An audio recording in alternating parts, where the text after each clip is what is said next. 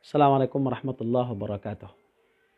Nahmaduka ya man awdahta lana subul al-hidayah wa azahta an basairina ghishawat al-ghiwayah wa nusalli wa nusallimu ala man arsaltahu syahidan wa mubashiran wa nadhira wa da'iyan ila Allahi bidhnihi wa sirajan munira, amma ba'd.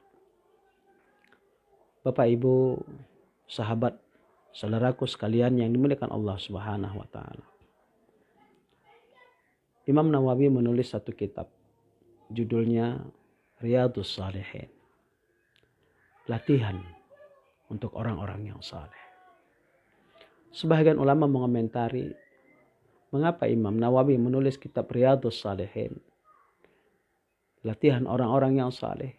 Karena untuk menjadi saleh itu tidak bisa serta-merta. Harus ada latihan. Harus ada pemaksaan kepada diri kita. Kita lihat dalam hadis misalnya. Rasul bersabda, suruh anakmu salat ketika dia berumur 7 tahun.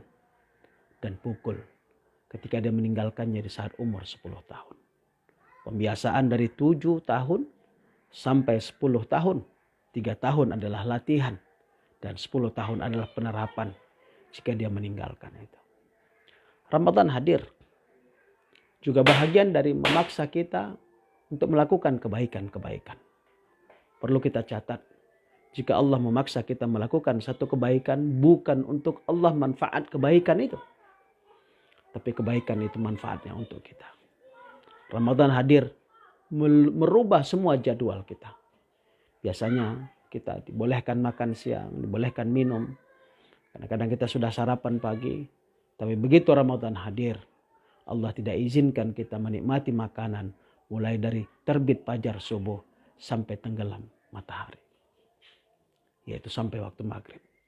Bapak dan saudaraku sekalian dimuliakan Allah Subhanahu wa taala. Kebaikan-kebaikan memang harus terus dipaksakan. Yang mampu memaksakan kebaikan-kebaikan itu adalah keimanan kita. Kita coba mungkin melihat kisah dari Rabi' ibn al-Haytham. Kita kenal salafun as-salih namanya Rabi' ibn al-Haytham. Beliau stroke. Sebelah kiri kakinya stroke. Jadi dari sebelah kiri stroke. Satu hari muridnya datang ke rumah. Kemudian ketika sedang muridnya berada di rumah, tiba-tiba datang panggilan azan. Kata Rabi' ibn al-Haytham kepada muridnya, bawa saya ke masjid. Bopong saya ke masjid. Maka diboponglah dia oleh muridnya, kakinya terseret. Karena stroke yang sebelah kiri itu terseret, dia melangkah sambil dibopong oleh muridnya. Kemudian muridnya berkata kepada Rabi' ibn al-Haytham, Guru, mengapa guru harus berangkat ke masjid? Bukankah Allah sudah memberikan keringanan kepada guru? Apa kata sang guru kepada muridnya? Anakku, aku mendengar panggilan azan. Panggilan itu membuat dia tidak tahan untuk di rumah. Panggilan itu dia membuat imannya bergerak. Dalam keadaan suka atau tidak suka, dalam keadaan ringan atau berat, dia melangkah. Mari kita lihat kisah dari Abu Ayyub al-Ansari. Dia berjuang bersama Rasul, berjuang bersama Abu Bakar, Umar, Utsman, dan Ali. Maka pada satu saat umurnya sudah senja. Dia datang panggilan jihad kepadanya untuk jihad sampai ke arah Turki sana. Maka dia bilang kepada anak-anaknya, bawa aku wahai anak-anakku. Dia kurang sehat waktu itu. Kata anak-anaknya, ayah, biarlah kami yang berjuang ayah. Dulu kau sudah berjuang pada masa Rasul, pada masa Umar, pada masa Abu Bakar, pada masa Umar, pada masa Utsman dan masa Ali. Sekarang biarlah kami berjuang, wahai ayah, untuk menggantikanmu. Tinggallah di rumah. Apa jawab Abu Ayyub al-Ansari? Dia berkata, anakku, aku mendengar firman Allah, infiru khifafan wa thiqalan. Berangkatlah dalam keadaan ringan atau dalam keadaan berat. Kebaikan harus terus dipaksakan. Ada orang yang bangun malam, awalnya sangat berat untuk salat qiyamul lail. Tapi kemudian setelah dipaksakan, maka dia akan merasakan nikmatnya bangun malam itu. Sama dengan kita, saudara yang dimuliakan Allah. Ada orang yang biasa minum kopi sore, makan goreng.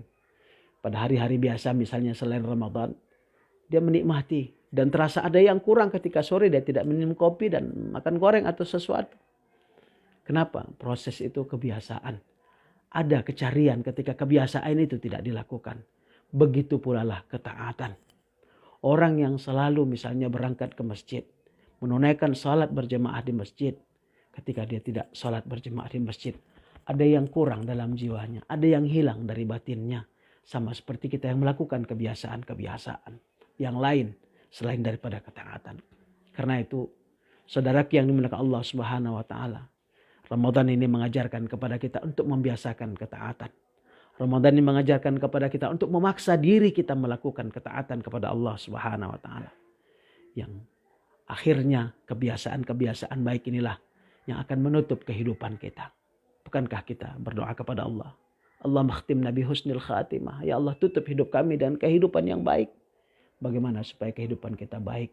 Supaya bisa kita menutup kehidupan dengan kebaikan? Tentu dengan membiasakan kebaikan. Kita berharap kebiasaan kebaikan itu terus menjadi aktivitas kita. Dan saat malaikat datang menjemput kita, kita pun dalam melakukan ketaatan dan kebaikan. Mari kita paksa diri kita untuk melakukan ketaatan. Dan kemudian ketaatan itu akan berubah menjadi kebutuhan kepada kita. Kalau orang mau, ada kata pepatah, hendak 1000 jalan, tak hendak 1000 dalih. Kalau orang mau melakukan ketaatan, ada 1000 jalan bisa dia melakukannya.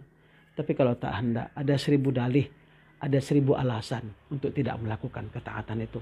Semoga kita adalah orang-orang yang selalu dalam ketaatan, mampu memaksa diri kita untuk taat kepada Allah Subhanahu wa taala dalam keadaan ringan ataupun dalam keadaan berat. Ini saja. Wal 'afu minkum wallahul muwaffiq ila aqwamit thariq. Wassalamualaikum warahmatullahi wabarakatuh.